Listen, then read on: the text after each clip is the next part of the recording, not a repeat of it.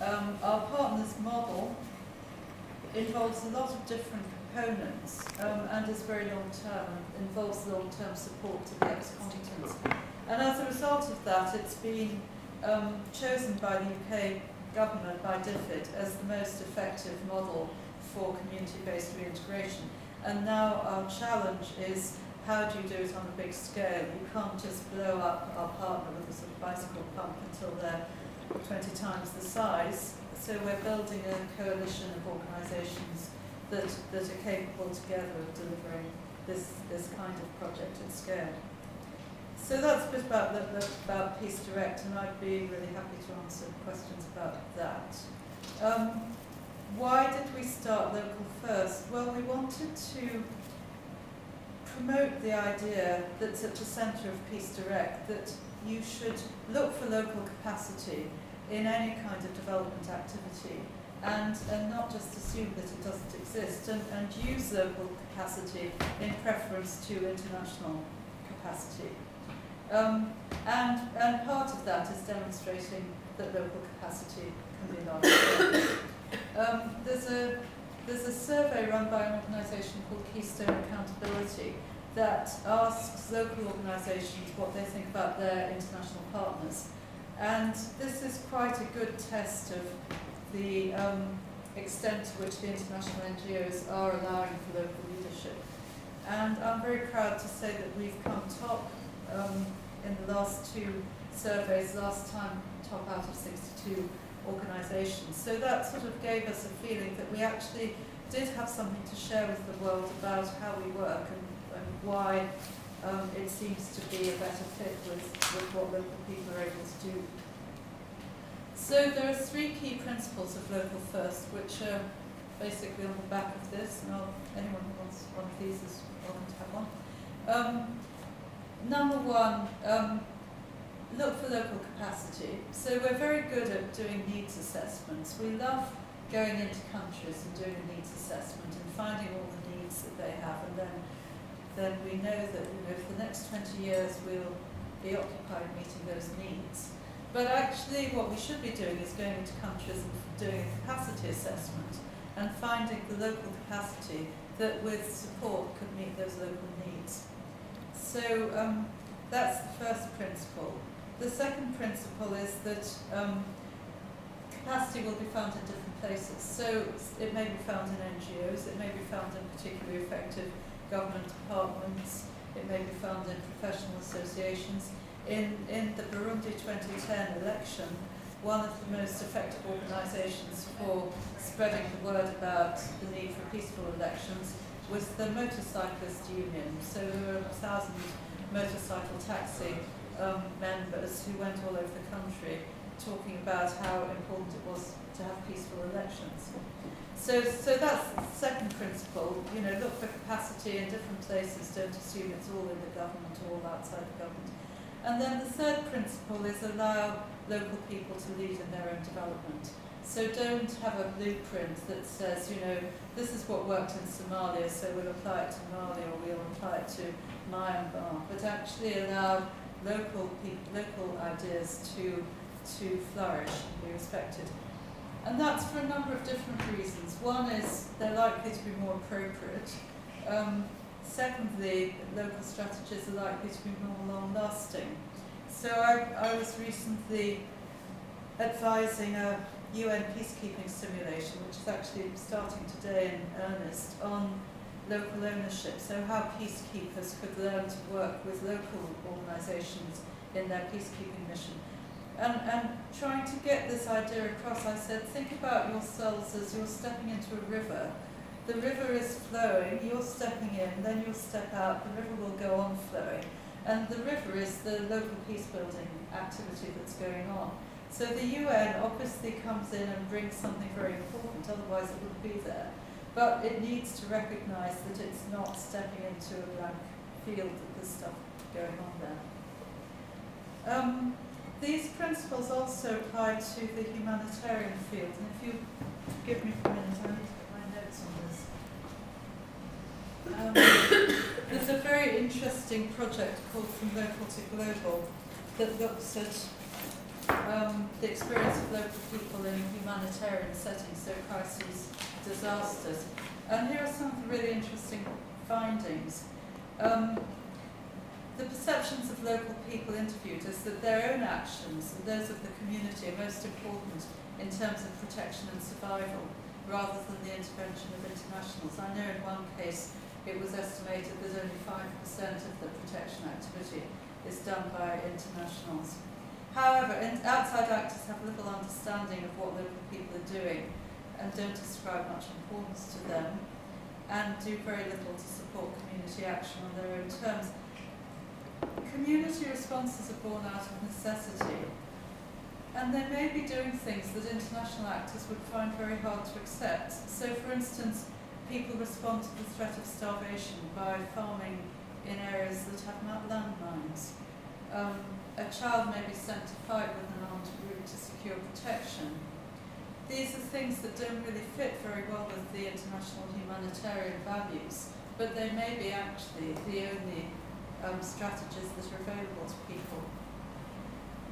And then there seems to be an increasing trend, which was seen in Syria, also in Sudan, and now you're seeing it in South Sudan, that people would prefer to flee to a neighbouring country than get involved in the international humanitarian system. So when the war broke out in South Sudan, a lot of people went to Kenya. And so you have a situation where you might have 20 people living in one house in Nairobi, but that's not a situation that the international humanitarian system is well set up to deal with. So those are just a few of the ways in which this local first idea is also needed in the humanitarian sector. So what are we doing? Well, first of all, we published this book, and this has 6 case studies of how locally led interventions were large scale, and they cover conflict, justice, small arms, and economic activity. This is the sort of short version of it because the book's quite long. And now we're doing 3 things. So first of all, we have a website, we have a weekly blog, we have tweets, and we've got approaching 1,000 people following us. And every month we produce a digest of the most interesting articles that have come out on this issue. And this is a way of trying to get what some people call the local Easters together to form a sort of community that can have some impact. Secondly, we've got a part-time strategy director based in the US who's taking part in forums, talking to USA, talking to the UN, trying to find the people who really want to change. And there seems to be much more interest in this in the US than there is in the UK or even in Europe. I think possibly because there are few people in USAID who are very, very determined to develop more locally led strategies. And then thirdly, we have a researcher who's looking at how you can turn these basic ideas into strategies that will change behaviour. Because what we observe is, well, first of all, everyone works with locals. So it's important to explain to people the difference between working with locals, because I'm employing an Ethiopian as my country director, and really being locally led. So we distinguish between 3 things. Being locally led, where the strategies come from locals. Being locally owned, where the ideas may come from outside, but there's a real effort to transfer the ownership. And if anyone here knows about the work of CAMFED, I think they're a very good example of that. But they have a model about girls' education that I believe works very well.